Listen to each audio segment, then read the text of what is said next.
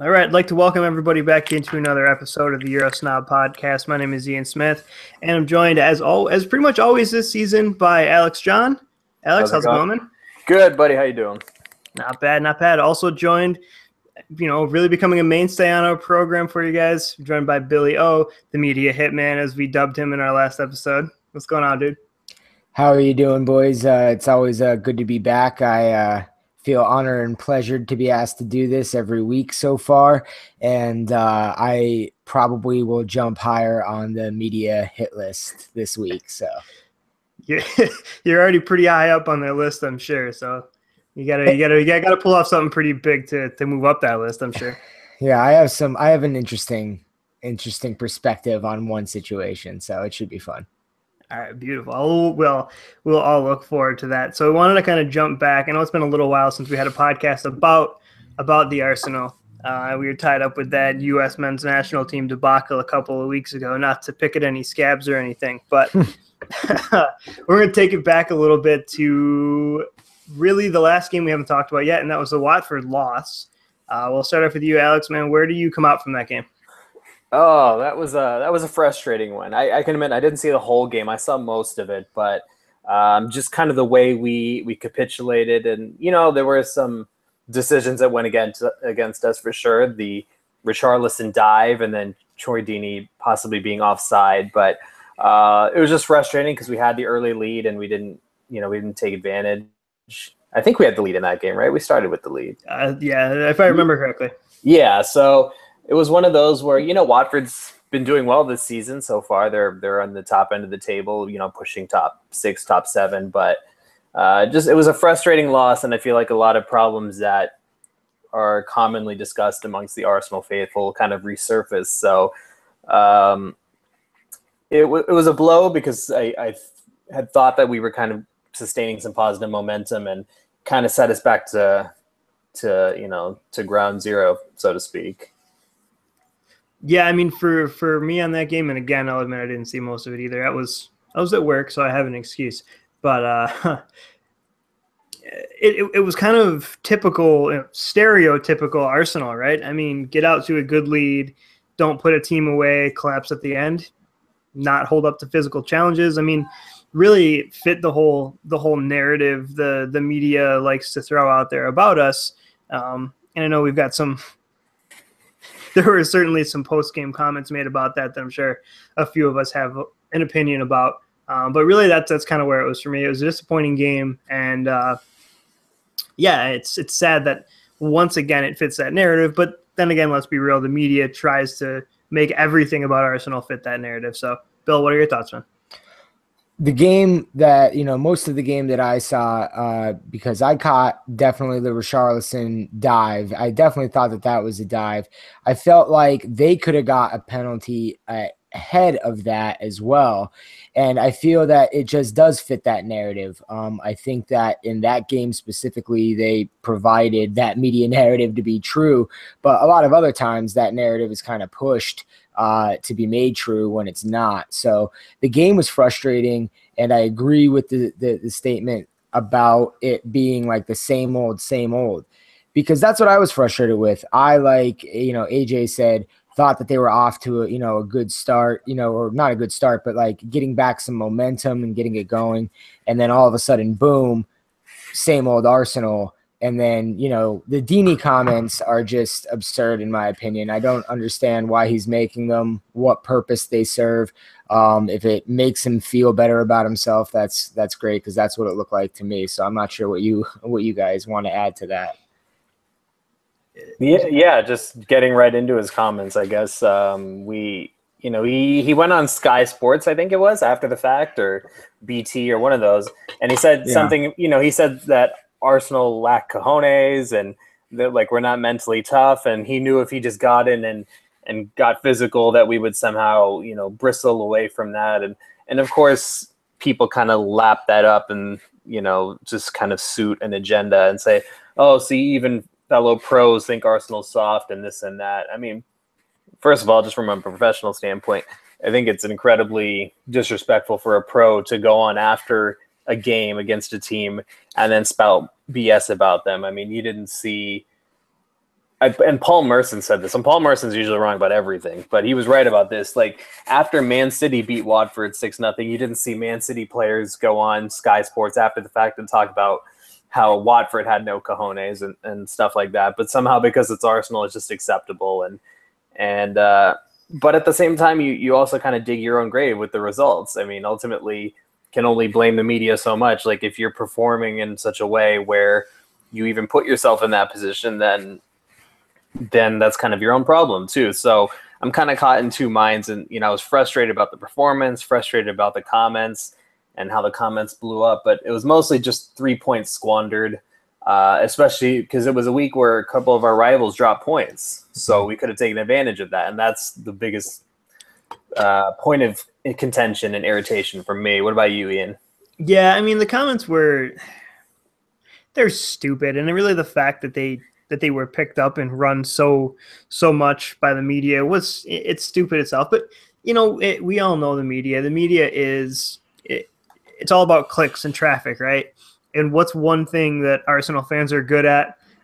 Clicking on things and giving articles web traffic. I mean, look at every single Twitter poll that ever involved anybody from Arsenal. They always win because the Arsenal Twitter army clicks on everything that has to do with Arsenal. So that's why media runs with it. But the fact that Deeney came out and said that stuff, man, it's a completely irrelevant player. A player who's been irrelevant for his entire career, plays for a team that, quite frankly, yeah, they're right now, what are they, 6th in the table, 7th in the table?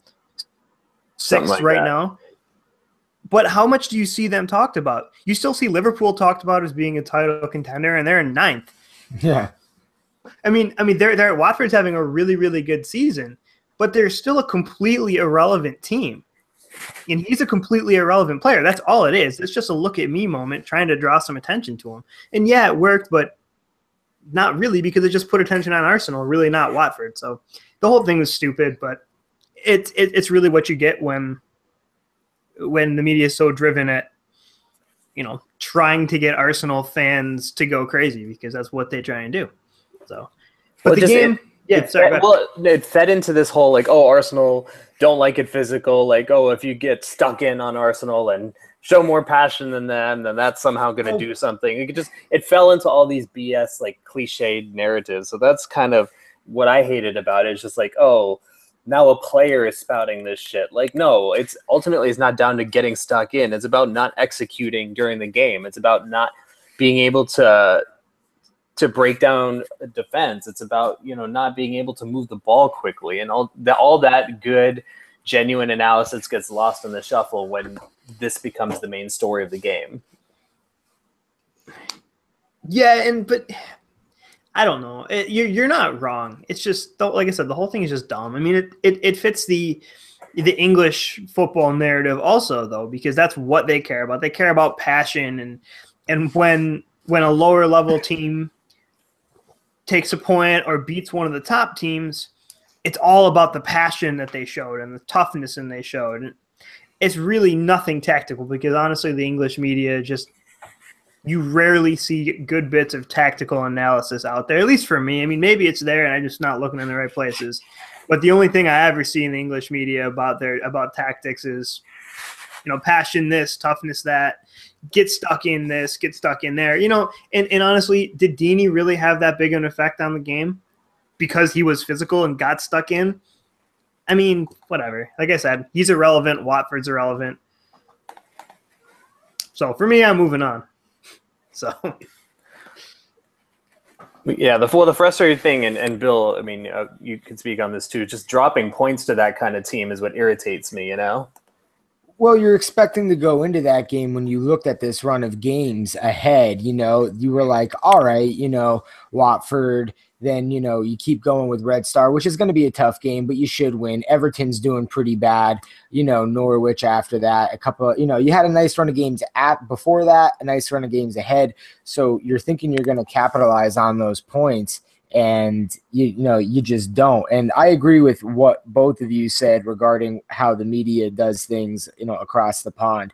Phil Neville said something. I was trying to find it on Twitter here to exactly what he said, but there's just like some things there where there's just like a bias against Arsenal, and we can go into it over and over again, but it's just there. And then when an English player from another team makes comments about Arsenal, it's definitely passed off as not being, a problem. So, they always kind of, save face for their own and things like that. And, I guess that's just something that's going to have to be expected. I'm not, but as for the comments, I would love to move past it, because the more attention we give that guy, that's exactly what he wants. So that's bad. That's a very fair point. So we'll move on. On to the next game that we had. It was the Europa League game against Red Star. Kind of the same lineup that we've seen all through the Europa League so far. A lineup that, I've really seen Arsene get a lot of criticism as far as where he's playing people, like positionally. And quite honestly, I don't agree with the criticism there. I think that it's just a matter of necessity. I mean, for example, Reece Nelson playing wingback. Yeah, obviously he'd be better where they're playing Theo. But are you really going to play Theo at wingback, and is he really going to play defensively? He's not going to. So I think out of necessity, he's been forced into some decisions as far as where to play players. Really, we just don't have enough options. And sure, put that on him. That's fine. I get it. So I kind of want to throw it to you guys. Bill, we'll go to you first, man. How are you, where do you come out on the lineups and the teams that we've been playing in that competition so far, specifically the lineup we had at Red Star? I mean, in terms of the team selection, I'm totally fine with it. It's exactly what I expected it to be. I'm kind of glad it is what it is. They look very comfortable when they play for the most part, but they don't, you don't get to see a lot of the, other stars kind of come into the fold. So you get to see what the reserve kind of guys are going to do starting in that competition. I like seeing the players there. I mean, Nelson at right wing back, I'm not really like a big fan of it, but like you said, Theo Walcott, I mean, what can you do? You can't put him back there. There's just absolutely no way. I think he's just a novelty player. It was a great assist for that goal in that game. Great little interplay with him and Jack. But, in terms of consistency, I think that's what he's missing. So I don't mind them playing because they can pull off moments against teams like that. You just hope that he kind of grows into the season and the rest of the team can. I think Nelson's time will come to move up. I'm just glad he's actually playing so many youngsters, and they're actually doing pretty well. So I'm really impressed with that, and I don't mind the selection whatsoever. What do you think, AJ? Yeah, I see what you guys are saying, and the thing with Theo is, if you don't play him in that position, you can't play him at all. And I think on the wages he's on, and just given how long he's been at the club, you figure Arsenal's going to find a way to kind of get him in there somehow, because he's not going to get into the Premier League 11, our best 11 that's going to play week in, week out in the Premier League. So you do have to get him in. You have to get Giroud in. I look at the Europa League as an opportunity to get a lot of the squad guys minutes to keep them fresh. You certainly look at Jack. You look at Debussy, Holding, El Neni, all these guys who wouldn't be playing week in, week out are getting game time to get fresh, and I think that's important. And then, talking about Nelson, it's frustrating because you do want to see him in his best position, and I think he can shine there. But I don't think it's necessarily bad for his development to play a bit more of a defensive role, to kind of learn how to defend at this level.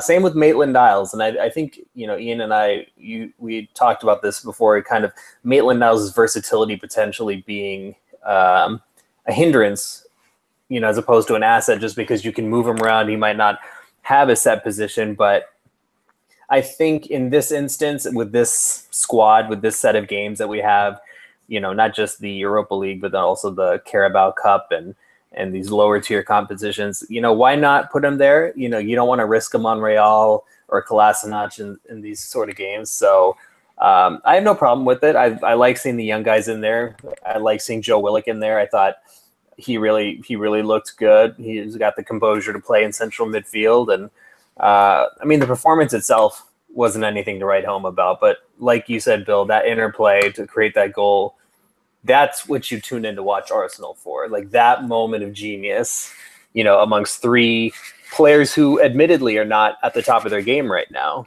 Well, we talked about it on one of the pods before earlier. I don't know, it might have been the one at the start of the season or maybe last year about Walcott and his goal production, on how he had 20 goals. And we were like, what ones do you remember? And the thing is it's like a novelty player. Like that goal was an amazing goal. And of course he's involved because he can pull off moments like that. It's just, they're not done with consistency. And believe it or not, if you look back at other games, when he does track back, he's a very good player, but it's just he does it in spurts. He'll do it for a couple of games, and then you won't see it again for a while. And then he'll do it again, and then you won't see it for a while. A lot of people lined it up with contracts and things like that.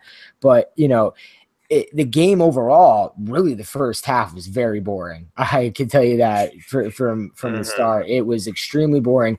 Jack grew into the game in the second half, and that's really what turned it around, was his play. I mean, he broke 3 defenders with that little move he did. I mean, he looks leaner. I'm liking what he's doing more forward. So I don't mind the squad that they've been using at all. And I think it's been nice for getting through the competition in the group. Yeah, I mean, I'm with you there. And I think Maitland-Niles has been, for me, kind of a standout. And I know he's been a little bit inconsistent. Let's be real, he's been out of position.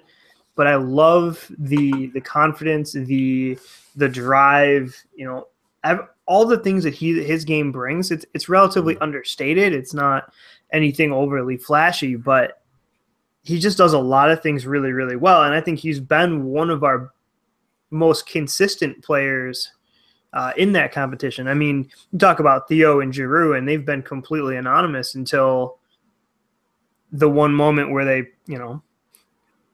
where they work a little bit of magic and find the back of the net.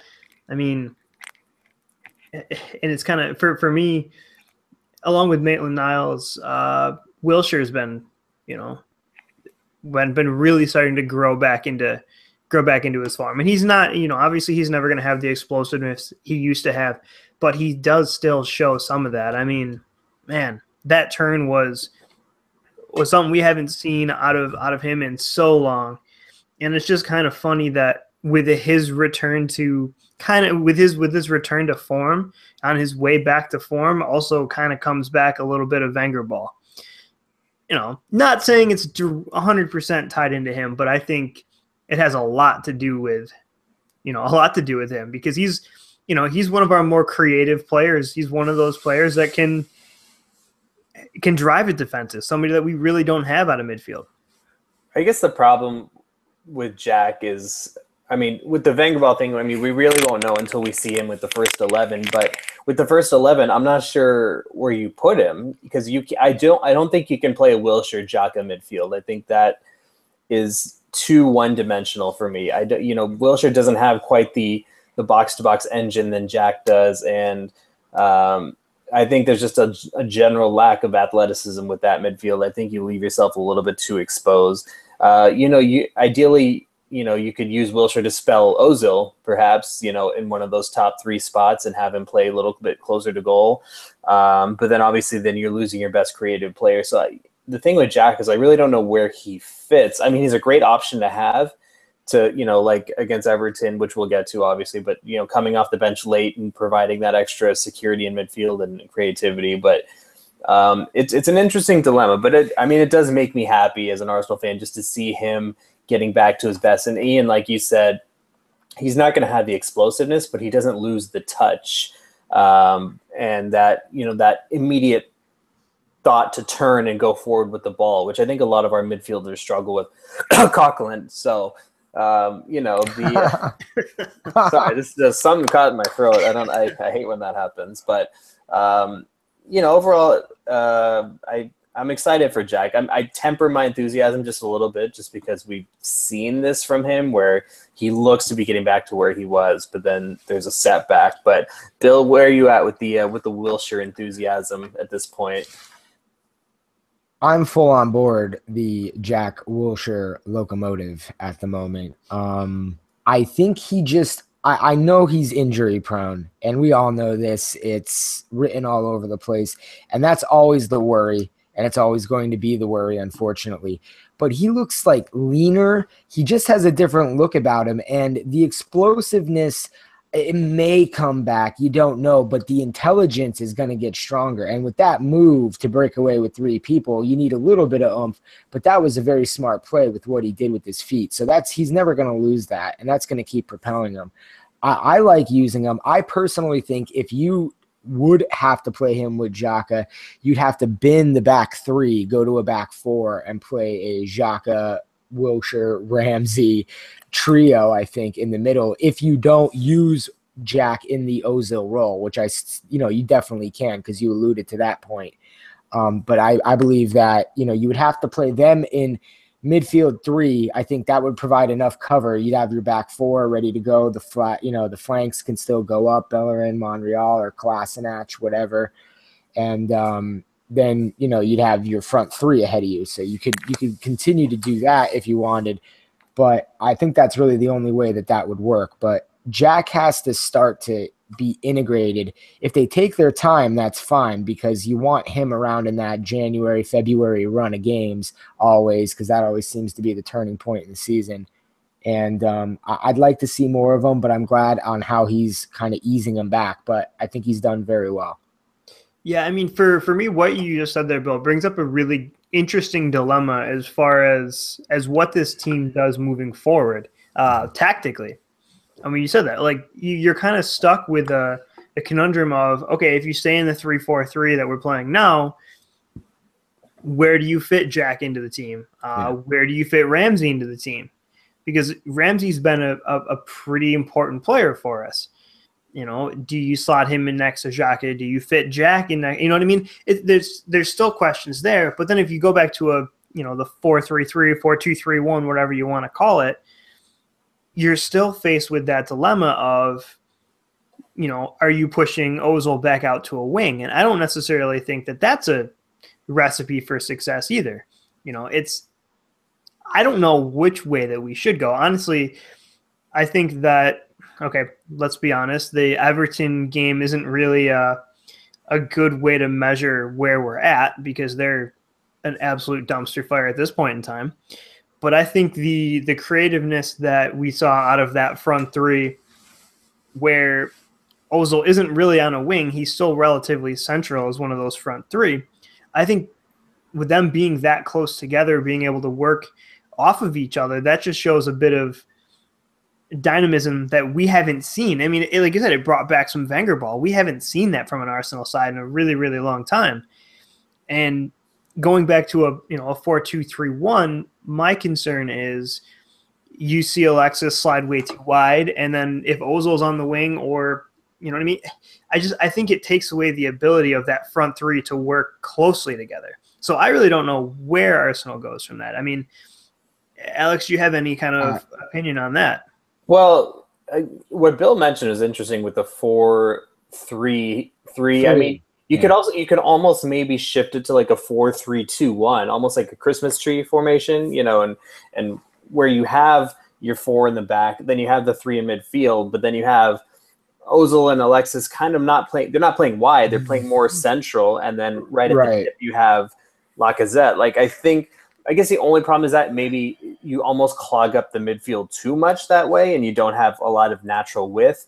But at the same time, I think, to Bill's point, you do kind of give yourself the ability to dominate midfield. I mean, just think about going into a big away game, and you've got Xhaka, Ramsey, Wilshere, Ozil, all so good on the ball and, being able to dictate things, and you still have the killer goal threat with Alexis and Lacazette. So I think, I say this because that's what I would like to see. I don't necessarily know if Wenger will do that. I guess the one thing that maybe would alter my opinion is the fact that Wenger has shown when Jack is healthy, he's going to try and get him in somehow, some way. If he truly thinks Jack's ready to go, he'll try to pigeonhole him in somehow. But, to Ian's point, Ramsey is such an important player for us too. You don't want to disrupt what he does, which is get forward, get in the box. I mean, against Everton, yeah, he missed some chances, but he was fantastic for most of the game, in my opinion. Am I blinded by my Ramsey love here? Not blinded at all, man. I'm with you there. I mean, he made some incredible runs. He got into the box. He could have had 2 or 3 goals, honestly, on a different day.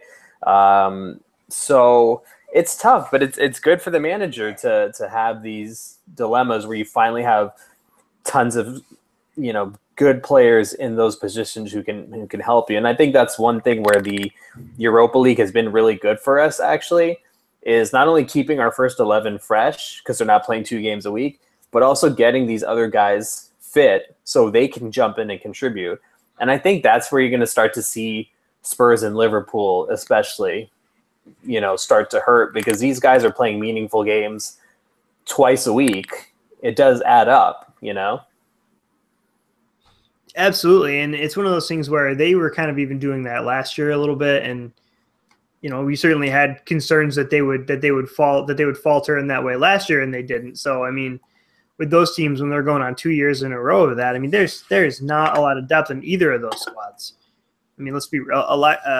Liverpool does have Oxlade-Chamberlain on the bench, so they can throw him into the team. And he's a player that could jump into any 11 in the Premier League, right? Sure. So they've got some incredible squad depth with him on the bench. Yeah, no, he's been keeping benches warm for a few years now. So yeah. So I mean, obviously, it's one of those things where, like you said, Alex, it's a good dilemma. It's a good problem to have when you have players in form that you want to try and find a way to get on the field at the same time. But it's also not a bad thing to like you said, bring Jack in off the bench and every once in a while let him spell for Ozil. It's not a bad thing. And I think that's a good role for him right now, where you're not putting too much pressure on him to immediately become the savior again. Because people are already saying, "Oh, Wilshere for England for the World Cup." I'm like, just let him play 2 or 3 months straight without getting hurt, and then we can talk. But I know we're talking about midfield, and I know someone on this panel here has some thoughts about a player who's been getting a little bit of stick, because we were talking about the Everton game, and obviously there was some discussion about Everton's first goal and whether this person was partially responsible, and that would be Granit Xhaka. And I know Bill's been bursting at the seams to get this out, so I'm just going to throw it to you and let you do your thing, man.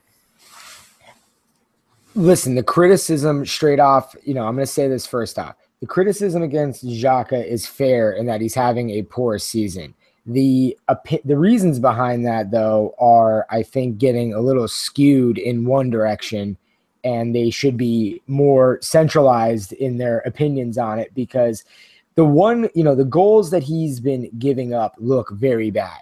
They do. But a lot of the times, the pairings that he's had to have when they made this formational change last year have kind of put more emphasis on him being more mobile, and we know that he's not. That's why I was alluding to that 4-3-3 of sorts, where you kind of put, Xhaka and Jack, and then Jack could kind of move forward with Ramsey if he wanted to, and then you would have Ozil right ahead of him, and then Alexis and Lacazette, like right there, like almost like 2 up top in a way. Or you could move Ozil, like you said, and Alexis behind Lacazette and run it like that Christmas tree formation. There's a couple of different options there, and that's why I think he'd be more, efficient in that formation, because he would have Jack there driving forward and coming back. He would have Ramsey also there going forward and coming back. So the criticism against him, for me, is a little unjustified, because everybody's saying he's so bad. Bring in Coughlin this, Coughlin that, El Nene, passion, desire. And I'm like, the guy provides assists as well. I think that, he needs more assistance in midfield. That's why I was suggesting the change of formation before as well. That was another reason, thinking about what would best suit him, because he is, a vital part of the team in terms of his, assisting ability and passing ability. And I think you paid a lot for him, so you might as well try to use him the best you can. And if you can do the formation, do the formation. But I think that, maybe he does need a rest. Maybe give him a rest for a little bit and see how he does when he comes back. But what are the alternatives? That's the real question. Like, who do you put there that's going to be as effective per game? And if somebody says Coughlin, I'm gonna leave. Really tempted just to say Coughlin to see. Yeah. No, I think you make a good point there. It's like, what's the other alternative, right? Because really, for me, the other alternative would be to give Maitland-Niles a little go in that position. I would like to see it. I don't think Wenger's quite ready to. I would love to see it personally because I think that kid has a huge future. But has the criticism been warranted? Absolutely. I think he's been really poor this season. No, I don't think Coughlin should come in and start over him, or Elneny should start over him. But in all honesty, yeah, he's been poor. He's given the ball away. He's been, this passing ability that he normally has. We haven't really seen that as much. Everton's goal, I think that's 50-50 on him and on, I believe it was Mertesacker that played him the ball. Correct me if I'm wrong. But no, you're right. Yeah, it was right. You're right. I do think it's 50-50 on that. I think it was not a good decision to play him the ball in that position. But I think it was also a really, really terrible touch that Xhaka took that put himself in an even worse position. So yeah, I'm a cause and effect guy. So like I look at it as if he didn't get the pass, he doesn't make the awkward touch because he wasn't ready for the pass, and he was surrounded by 3 guys. Like why can't he just boot it out? I'll tell you what, man. You're at that level. You need to be prepared to get the ball at every second of the game. I agree with that too. And you know what? If somebody plays you a bad ball, and you know that you're in a really dangerous position, like you said, just get it out of there. Just like chip the ball up the line, something. Right. You know what I mean? Don't. I think one of his problems is he gets caught dwelling on the ball too often. And I don't know if that's necessarily a him problem, if that's an Arsene philosophy trying to play their way out of trouble problem. I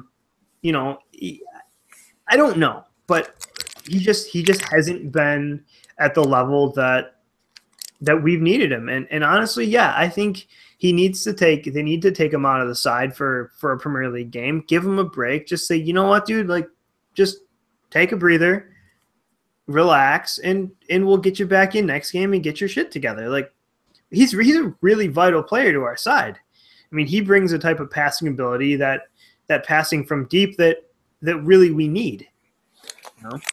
Yeah, we don't have anyone like him who can spread the ball from deep. Not only just playing it through the lines, but those cross-field passes. When the fullbacks are pushing up, or those balls over the top. I mean, he can hit that with the precision that no one else has. And I mean, his shooting ability, I think, is really underrated. He's often putting it on target. I mean, that's how we got the equalizer, wasn't it? When his shot was parried by Jordan Pickford, and then Monreal tapped it in. Yes. So, that's something he brings aside. And to both your guys' points, there have been too many instances this year where he's dwelled on the ball or he's given the ball away in a bad spot.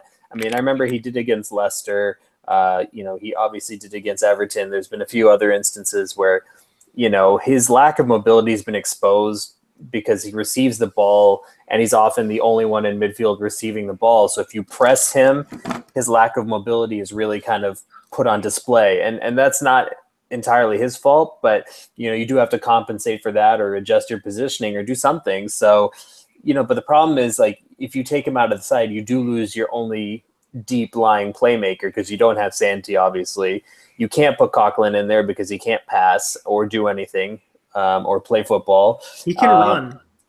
I mean, even that he falls down doing, though. So, That's true. Maitland-Niles is actually, it's an interesting shout because, Ian, you mentioned like whether Wenger's not ready for that. And Wenger said something, he said like Maitland-Niles is on the toes of some of these first team players. Like he's really close to getting a chance. I really hope that's true because we know he can pass. He's, he's got a good engine. He can run, I wouldn't feel too bad putting in a Maitland-Niles for one of the, for a game against one of the lower table teams. And like you said, Ian, get Xhaka a rest. But I think Xhaka's also felt the pressure to be like a creative type from deep and maybe handle more of that load up until Ozil's gotten back just recently. So maybe Ozil being back lessens some of that creative load. What do you guys think?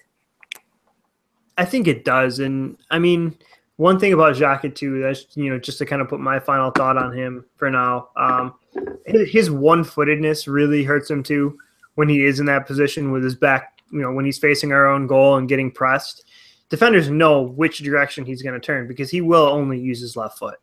So I think that's another thing that he gets himself into trouble a lot with.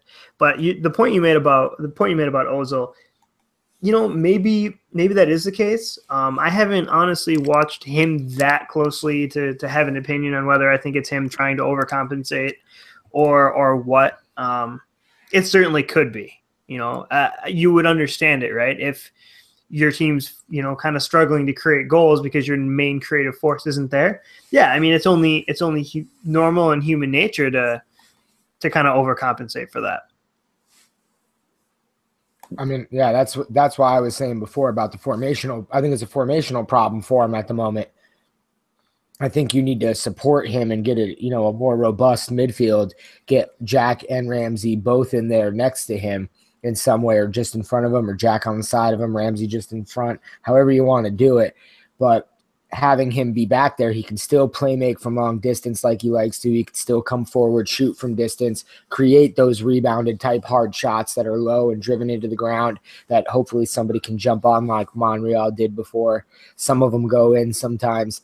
But, in response to, is he kind of trying to overcompensate for Ozil? I think if he's designed to be in there to play make and Ozil isn't there, I definitely think he feels an added responsibility, especially in the formation, because the ball is constantly coming to him and he's trying to control it from left to right. I think that it kind of leaves him exposed. As AJ said, they plan for it, they get on him and they press him and they know which way he's going to go because of how he plays and his dominant foot. And I think it kind of leaves him out. That's why I think a lot of the criticism is unfair, because I think he needs to be kind of, the formation needs to be set right or give him a little bit more support than what's going on. And just to go back to the playmaking game, and kind of the reason that I think it does play a factor is because one of his best games was the FA Cup final against Chelsea.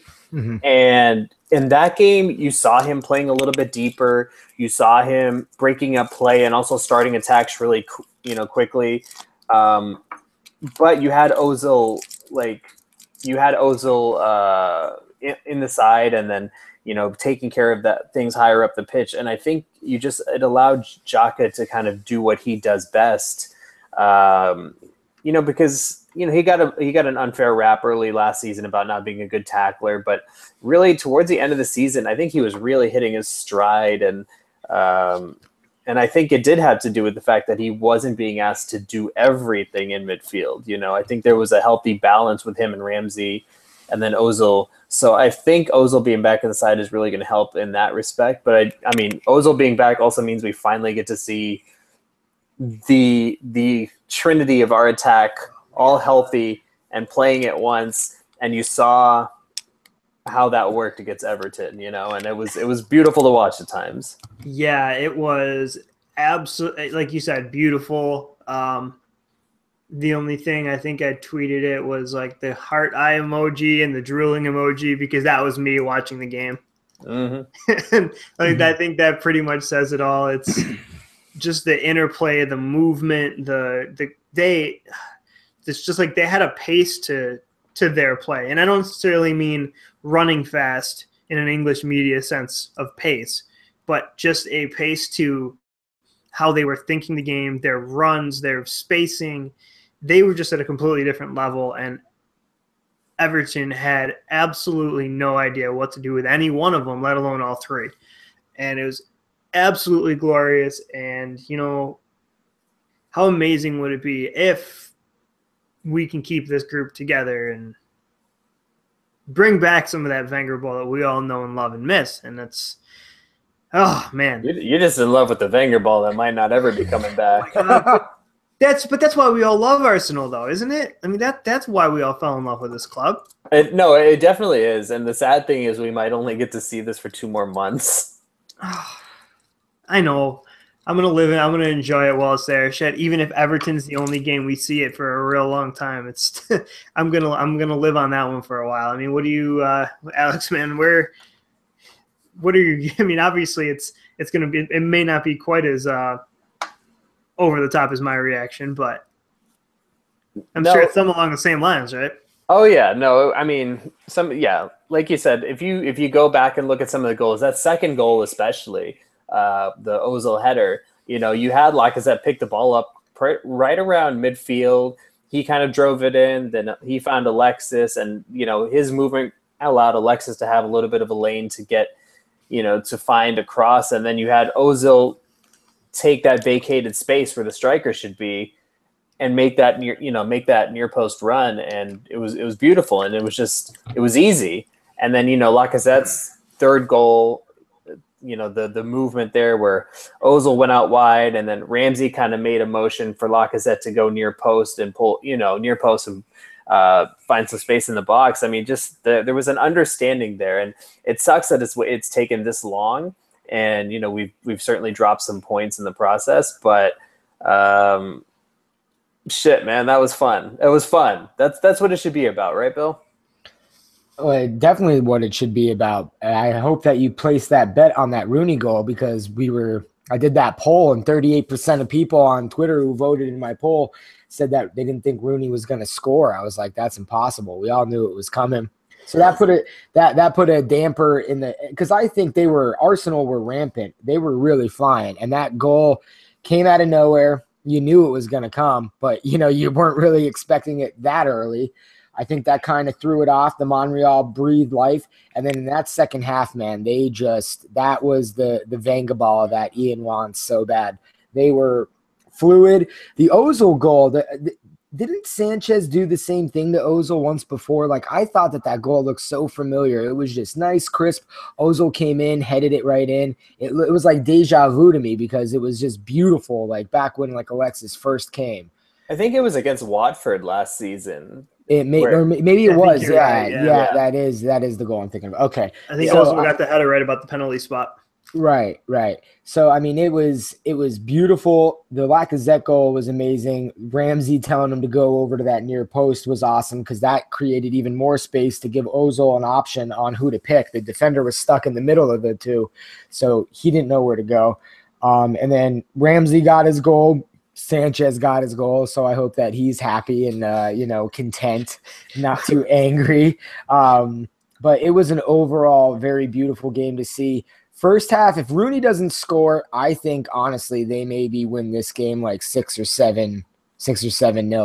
I think it could have went that way, but that Rooney goal staved off the attack for about 20-25 minutes for them to get back into the game. Because we started that game incredibly well. Oh, on fire! Ozil looked like he was just dictating everything from start to finish. It was fast. It was awesome. I said this on Twitter too. Like, people use the phrase running the game or controlling the game a lot. Ozil controlled that game from pretty much beginning to end. 100%. So, I mean, it was just, Ian, he was at the heart of everything good that we were doing. Oh, absolutely. And that's something that I think we've kind of been wanting to see from him for a long time now. I don't remember the last time he's been that dominant. I mean, he has his moments in most of the games he plays, but from start to finish, I don't remember the last time I've seen him be that dominant. And that's the player that we all really want to see. And honestly, I think that's the reason that he does get the criticism that he does in the media, because he'll go from putting on the display he did against Everton to, only doing a couple things here and there. And I think a lot of the criticism comes from, obviously the style of how he looks and everything, but also, because he can be so dominant, and I think for him to play at that level, if he can play at that level, and it's not going to be every game, but, consistently, man, that's what this side needs. That's what we lack. We lack that creativeness. So to see him do that and it was against a struggling Everton team, but how many times have we seen a struggling team, roll in and beat us? They finally find their form that game. So it just seemed like the team had a different attitude, really led by him, that game was only going to go one way, and it was going to go in our favor no matter what. Yeah, and then the thing with him is he has such an understanding of space that I just don't think other players have. Like, he knows not only where he should be, he knows where everyone else should be. So he anticipates other players making runs that sometimes the players themselves don't know they're supposed to make. So he's almost ahead of where everyone else is supposed to be. But I mean, he was just on a mission. I think he had heard whatever the criticism he's been getting in the media, from pundits and people saying, "Oh, well, if Arsenal lose, I mean, Arsenal been winning games without him, so see." And I think he was just like, "All right, you know what? Fuck this. I'm going to show them why I'm Germany's number 10. I'm going to show them why I'm a World Cup winner. I'm going to show them why, Jose Mourinho and Zinedine Zidane have called me the best number 10 in the world." And then, the Alexis and Lacazette are so smart as players. They adapt to what he's doing. They see him making those runs, or they see where his eyes are going. They're like, all right, we're going to make this run because I know that this guy can get me the ball.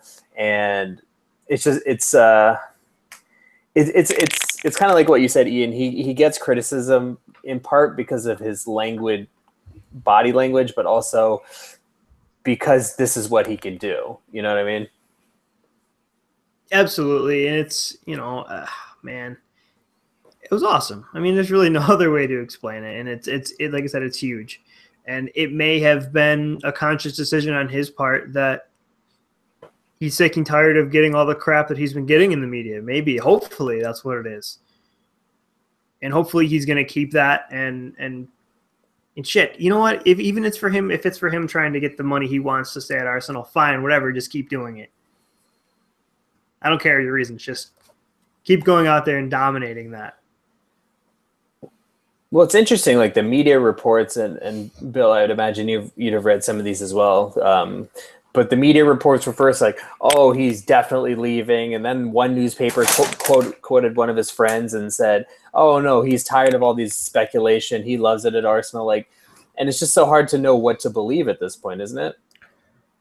Every time I open up Twitter, it's a different story. It's one paper saying one thing, another paper saying another thing, then the Sun saying what the other paper said, then the Mirror saying what the Sun said the day after that. It's this back and forth where he's going to Manchester United. He's telling his teammates he's going to Manchester United. Then they have to release a Twitter statement saying it's not happening. Like it's happened a couple of times already where he's had to come out and say something because of how incessant the media was that he was going to go somewhere. And then it just put everything to sleep. So who knows what his intentions are. He could leave on a free at the end of the year. I also read that he bought a house though in London and he likes it there. So that could be an added bonus to stay. So he looked very lively in this game against Everton.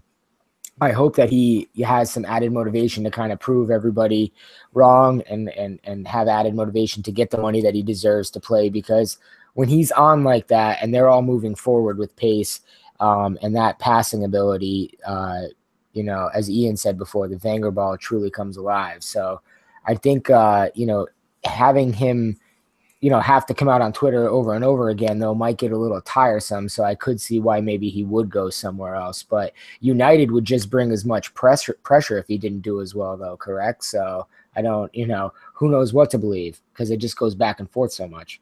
Yeah, I mean, that's really the thing about the media with Arsenal that kind of goes back to really what I said at the beginning of the podcast, that the media does what is going to get Arsenal fans to click on it and retweet it and talk about it. So, again, they make shit up about the player on our side that's going to generate the most buzz. That's why they do it. I mean, honestly, yeah, let's be real. If he was going to go to United, the pressure would not be anywhere near the same as it is on him at Arsenal. I mean, when's the last time you heard anything negative about Pogba or about Lukaku or any of their big players? I'm like, when's the last time you don't see negative stuff about them? When Pogba got the first of the year, oh, he's adapting. But when Ozil went one game without doing anything, they're like, oh, he's shit. Arsenal, biggest bust in the Premier League history. That's just the nature of the media. And, he doesn't strike me as a type of player that would leave Arsenal just to get less pressure. He's like Alex said, he's a World Cup winner. He's Germany's number 10. He's won the German Footballer of the Year award. It's just kind of, I don't know. The whole thing, it stinks to me of the media just trying to drive traffic again, and like they always do. Yeah, and I think you can just take a look at the accolades he has and the people who have supported him versus the types of pundits who say he's no good. I mentioned Zidane and Mourinho. Look, Yogi Löw, the Germany coach, has said, he's the best creator in the world and like a crucial part of our side. Like all these people who genuinely know the game are the ones who constantly rate how good he is. And yet you have like pundits like, I don't know, Jamie Redknapp or, all these passion merchants on English TV, or they'll say, oh, he's not putting a shift in, it doesn't come about in the big games and this and that. I mean, there's just a lack of subtlety in that sort of analysis because, if Ozil's not doing something in a big game, that also means that other players aren't showing up and putting themselves in a position for him to do what he does best. That means that the midfield isn't existent because if he has to drop deep to pick up the ball, that in turn means other attacking players had to drop deep. So they don't take into account all these factors. It's just easy to point at the guy and say, oh, see, he doesn't slide in all the time and he doesn't run around like a headless chicken. So, that somehow means he's not trying. You know what I mean? Yeah, and just I've got one last thing for me on Ozil. It's like, people talk about wow, okay. I just completely lost my train of thought. It sounded really, really cool in my head, whatever I was going to say, and it's just gone. So we're going to forget that even happened. That's okay. We're at that age, man. We're all at that age. Yeah, it's happening. I'll wake up at 3 a.m. and say, son of a bitch, that's what I was going to say on the podcast. And then I'll tweet it, and because it's at 3 a.m, nobody will see it. So I'll retweet it for you. Perfect. That's knowing my luck. That's when I'll wake up. So. But then I know we also had a Carabao Cup game yesterday. I'm still getting used to saying Carabao Cup because I don't know what Carabao is. Energy drink, I believe. Is that actually what it is? Oh, I thought. No. I think it is. They're one of Chelsea's sponsor, and you see it on the billboards all the time. I'm pretty sure that's what it is. Okay, either way, either way, we had that cup game yesterday, and for about 85 minutes, it was one of the more painful watches that you'll ever have. Where Norwich was deservedly up on us 1-0, and then an interesting thing happened. We subbed on a young fellow named Eddie Nketiah, and who knows? We might have just seen the emergence of a potential Arsenal cult hero. The thing that's the most impressive for me about that kid is that if you look at him at every single level that he's played, there's one thing he does. He scores goals. The kid pops up in the right spots at the right time and puts it home. And you know what? That's exactly what a striker needs to do. I'm not going to I'm not going to go overboard and say that we've got the next great striker coming through our ranks. The kid's only 18. Let's give him time. But there's a hell of a lot of potential there. And to do that, and yes, it's the Carabao Cup. But that's still a pretty big still a pretty big stage to step in and do that at the time of the game that he did that. So I think it's only shows huge, really promising signs for him. I enjoyed seeing him be able to score. I follow a guy on Twitter who's connected with the youth setup over at Arsenal, and very informative about Eddie coming up through the ranks. And Ian is right. One of the things I think he tweeted out, it was either a couple of days ago or might have been after the match, was that all Nketiah does is score goals. That's it. It's like the ball's a magnet to him in some way. He always seems to pop up around the 6 with some sort of goal. And both of his goals, what did it take? 15 seconds for him to score in that game when he came on? I think they timed it. It was like 15 seconds. Something like that, yeah. 15 seconds, his first touch of the game. First touch of the game, I believe his celebration walking back kind of, I think, alluded to that. AJ, you're right. And a bullet header, taking the glory away from Giroud there in a way, because that thing was a rocket off of his forehead. It was about the delivery as well. But just what a debut. I'm happy for the kid. Excuse me. I think it's a perfect competition to get him going. I'd like to even maybe see him. Can he do Europa? Did you have to put him on the list for that? I'm not really sure. I think he's on the squad list for Europa. I think so too. I would like to see him play in that competition. And then if he even does well there, I mean, it's nice to know that if players leave, maybe there's some talent there that can step up and fill the void in a as long as they're played in the correct position, Yeah, absolutely. And kind of, Alex Gredman, I know you're kind of trying to jump in there on Eddie. No, I was just going to say, that's why I want to see us stay in this competition. I saw people say, if we get out of this, it's one less series of games to worry about. I'm like, I'm not worried about the squad thinning out because of these games. We're not playing any of the regulars in these games. These are the opportunities where you see what a Reece Nelson or a Maitland-Niles or Nketiah or Joe Willock can do, or, getting Debussy back to full fitness. These are the games you utilize for that, to build that depth and to build your future stars. As I say, you take this train as far as you can take it, obviously if we get dropped out of the cup at some point, I'm not going to be brokenhearted, but I think it's really short-sighted to say, I hope we don't make it just because it's too many games. No, really all we have to focus on is the Premier League, and then, we're already basically through the Europa League group stage. We're going to qualify. So why not see what you can do in this cup? And we got another opportunity with the Europa League game next week, I think it is, with Red Star at home, where you can play some more of these guys because you're pretty much qualified. But going back to Nketiah, it was just good to see the Emirates alive, chanting his name, that buzz of positive momentum that I think is lacking, because the fans want this kind of new cult hero to cling to. You know what I mean? Absolutely. And it's, everything you said there is pretty spot on, man. We're always looking, as fans, we're always looking for that cult hero. I mean, fans love that shit. They'll eat that up. But as far as the competitions for me, I've seen people say, well, when you make it to a certain point in the Carabao Cup, then you need to start playing some first teamers to make sure, if you're going to go for it, you got to go for it. I don't care. I don't care if we win these competitions. I don't care if we lose in the semis. It doesn't matter to me. What I want to see is the players that we have in there right now, the guys that we're trying to get back to full fitness, and the kids that are trying to break through. It provides such an incredible opportunity for them that they haven't gotten in past years when we're playing in the Champions League. Because, we're not going to give those kids a chance in the Champions League, and rightfully so. It's a much more important competition. So for me, that's the great part about it, is we're playing with house money.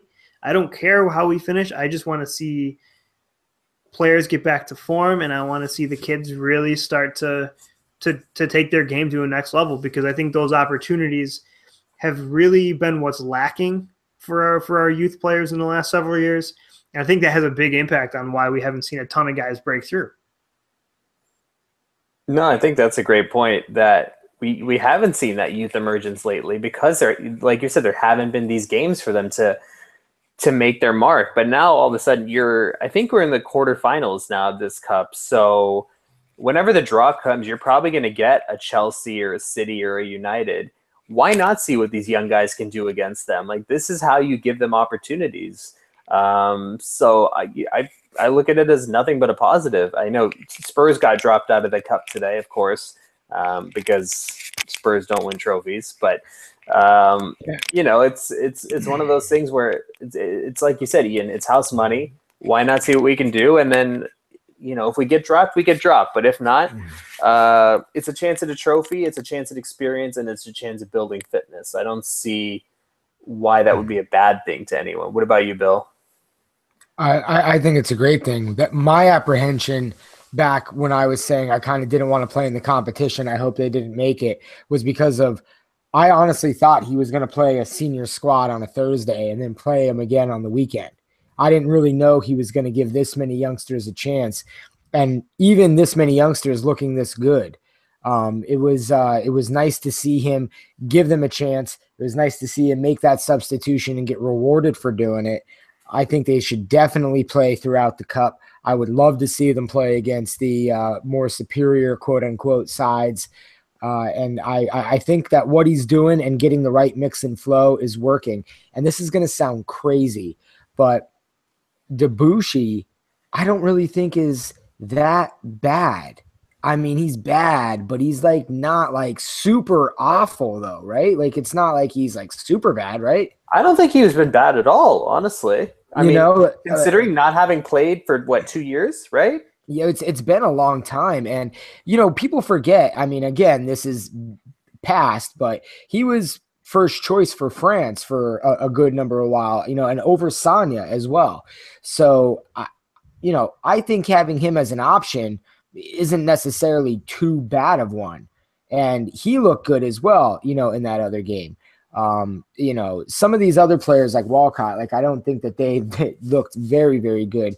But the youngsters, I like them playing. I like them getting a shot, and I definitely think that they deserve to continue to go, especially throughout that Cup. I think it's well said right there. It's kind of one of these things where especially it helps that we can rotate these squads because I know we've got, we do have a pretty tough stretch of games coming up, and we're not going to get into those, really too much today, but, those are the kind of games that we do need to have our full squad, our full first 11 out there and playing well. For me, that means that Saturday's game is going to be pretty important to me, because ideally we are going to see that first 11. I'm come rolling through again, same way we saw it at Everton. I would imagine. I mean, we've got Swansea on Saturday. It's not anything that should be it shouldn't be a tough game. We should be able to roll like we did last Saturday. I mean, where do you guys think we come out with that game? Bill, how about you, bud? Well, I would like to be able to see it with ease, but unfortunately, that's not going to be possible. But I think that it should be an easy game. I'm hoping that if he plays the same lineup as he played this past weekend against Everton, it should be a good game. I think probably like a 3-0 or a 4-1 in case they let in a goofball goal as usual. That may happen because they seem to be giving up a lot of goals away. I think it is this year. I know they've been giving up a lot of goals regardless, but I think away more so. So I think I think it should be an easy game. I think they should control the game. I want to see the highlights of Ozil because if he was firing again, I'm excited to see what they can do with all things moving forward. So I'm going for a 3-0 or a 4-1 Arsenal. I'm with you there on that enthusiasm. I think we should deal with them no problem. I don't know that I'm going to quite go to 4, but I like 3 as a number. I like 3-1. Like you said, we have been giving up a lot of goals. It's going to be curious to see his selection of the back 3. Does he go Mertesacker and Koscielny, and who'd they have last week? Was it Monreal? Yeah, It was gonna be interesting to see if he goes with the same 3. I think it's pretty likely that he will, but I think that's probably our best option. But he likes to mess around with some stuff. But really, for me, I want to see that front 3 dominate again. I want to see them run riot, and I want to see them tear them apart. It's going to be. But like you said, Bill, I mean, are we even going to be able to see it? Because it's not really on TV for us unless we wanted to pay all that money to sign up for that bullshit. And NBC Gold. Man. Yeah, that's what they call it. Quick little snippet about NBC Gold real quick. On the App Store on iTunes, 616 reviews. It's got a 1.2 rating as an app. And that means that roughly that's 70 some percent. So over 450 people gave this a lower than average rating. One review, which I like, that brought up a very good point. with it is, some people were blaming like some networks and stuff, and this was just on NBC. This was an NBC decision to pull that EPL extra time away from people like DirecTV, like me, who could just turn it on 490 in HD and catch this Arsenal Swansea quote unquote meaningless match, that they need to shoo away. But one guy said, not only do they put this behind a paywall, but they actually have the audacity to charge for each individual sport. You want soccer, $50. You want rugby, $60. You want cycling, $30. You want motorcycle racing? Yep, you guessed it, another $10. He said at the end, I'm surprised they don't charge you another $20 to come to your house and kick you in the groin. So, I mean, like, I have screenshotted a bunch of these, but that was the best one. But a lot of them, I was forced to download this to watch Manchester City versus Stoke. So this isn't just like Arsenal boys complaining, Kyle Martino and NBC and all you guys. Like, this is legit. Paid $50. It didn't work on the iPhone 6S. She tried to watch it on an iPhone 7, only got audio with a black screen, went to an old school iPad mini, got the game for 2 minutes, and then it was blacked out. And there's at least 30 to 40 that I read through real quickly that had that same thing. So it's trash. They're taking advantage of it. I don't like it. I'm going to have to like rig up a system again. Like this is 2008 or something so far back. I know. We're gonna have to find a stream somewhere, which is so annoying because that means you're watching it like some shitty stream that cuts in and out every 15 seconds. But don't you dare put one of those streams up on your work computer, because the next thing you know, the next day you're getting called into you got all sorts of viruses and 50,000 pop-ups. But no, I definitely share your frustration on that. I mean, as usual, TV networks are taking advantage of an audience that they know want the product, but they're thinking, hey, how can we make a little more money out of this? But I think it hurts them more than helps, because I don't think a lot of people are buying it, honestly. So going back to the game just to get a quick prediction, and I guess Ian, I like you said 3-1. Yeah, 3-1. I think I'm going to go with that. I see us giving up a crap goal. I could see it happening similar to what Monreal did against Everton. I don't know what the fuck he was doing, but playing a back pass for no particular reason. And then I see Lacazette scoring 2, and I see Ramsey scoring 1. So goals. I like Lacazette to get his hat trick. Oh, you had to one-up me, man. I was going to say that. That's what I was thinking. Then you're like, you know what? I like him for 2. I'm like, no. He's going to get that hat trick. He needs one. Oh, man. You want to go that specific? Yes, I will one-up you. I'll probably be wrong. We know that. I usually am. But, The point is you went balls to the wall there. I will take a shot. I'm feeling good right now. I'm feeling good right now. It's this emotional roller coaster that Arsenal puts us on week in and week out, right? Yeah. Yes.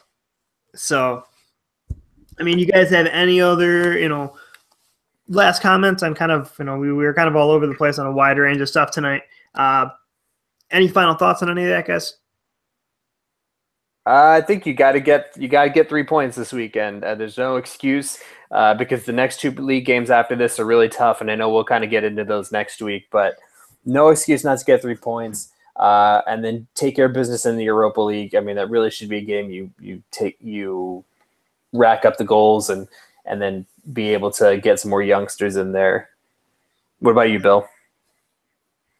I'm looking forward to hopefully reading about them taking 3 points and scoring some goals and doing well.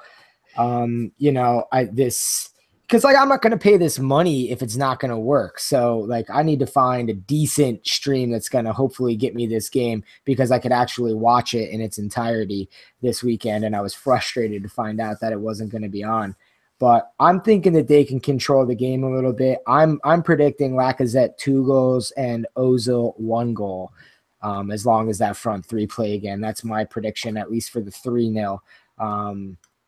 One that I predicted. So I'm hoping for that. I'm hoping I get to see it and we can enjoy it and talk about it next week. Yeah, no, I'm with you guys. I mean, like Alex said, it's vital to get these 3 points this week. We're going to need it because of that, the next couple of games in the league after that. So yep, get in there, you know what? Even if it's a 1-0 win, whatever, get that 3 points. You know, I know we're kind of thinking it's going to be a pretty big, comfortable win. You know, it is a Premier League, and you never know.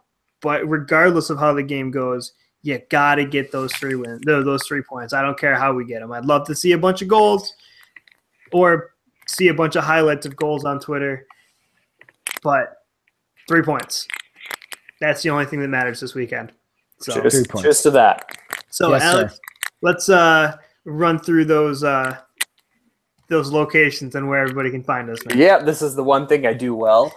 So I know you can find Bill at AFC Gooner O. You can find Ian at Gunners Fan 6. You can find myself at UF Gooner AJ. This is all on Twitter, by the way. And then obviously you can find the podcast at Eurosnob Pod. Find us on Facebook because I try to post everything there as soon as it gets uploaded. Facebook.com/EurosnobPod. And you know, obviously, if you're listening on Podomatic, great. If you listen on iTunes, that's great too. But do your best to spread the word. We really appreciate it. Obviously, the more people listen, the more we can bring you great content or even satisfactory content. I'm not going to say it's great. I will take satisfactory. I strive for satisfactory and not much else. So, but in all seriousness, like us on Facebook because, the more we get our web traffic up, the more hits we get. It's just better for everyone, and it's good for my self-esteem because I like seeing numbers higher than 50. So please. From what I could find out, it looked like we had, our U.S. national team episode. From what I can see, because then iTunes doesn't really give you a number on how many listens or downloads and everything. But from the stuff that I was able to dig up, it looked like that was our most popular episode, our most listened to episode. So guys, I really want to say thank you for that. And it's pretty cool. But also let's not stop there. Let's not have to wait to miss a World Cup for people to listen. Let's keep it going. But I'm with you there. And another thing too, a little bit of a shameless plug here. I did do a little blog thing back on that blog website. What are we at? I forget the URL. So it's on our Twitter, our Twitter bio for the Eurosnob Pod handle. I'm gonna try and do that some more. It's just kind of cool. I mean, I don't know that anybody really reads it, but I think it sounds kind of cool. So I read it, Ian. Don't worry. And that means a lot. We read it. But my mother said it was exceptional. So you know what? It's all that matters. Man, my mom never says anything I do is acceptable. What's going on here? I don't even think she listens to this. Well, I think my parents listened. I don't know if they listened to very many of them, but they listened last week because my cousin was on the show. Like, oh, your cousin's on. We have to listen to it. I'm like, oh, really? I do this every week and you don't listen. But when he does it once, absolutely. We'll listen to it together. So here's to hoping that they hear this and give me shit for it. And I will say, for future audience knowledge, like we do plan on getting into a lot of the stuff going on with U.S. soccer right now. The president's search, the proposed new structures, all this and that. So it's interesting times ahead. So definitely looking forward to getting into that as well. But right now it's full sail ahead with Arsenal. Absolutely. And on that note, I'm going to say thank you for tuning in for all of us here with the Eurosnob podcast, and we will be back with you next week to recap the 2 games we have this week and preview our games against Manchester City and Tottenham. So come on, you Gunners. Let's get it done.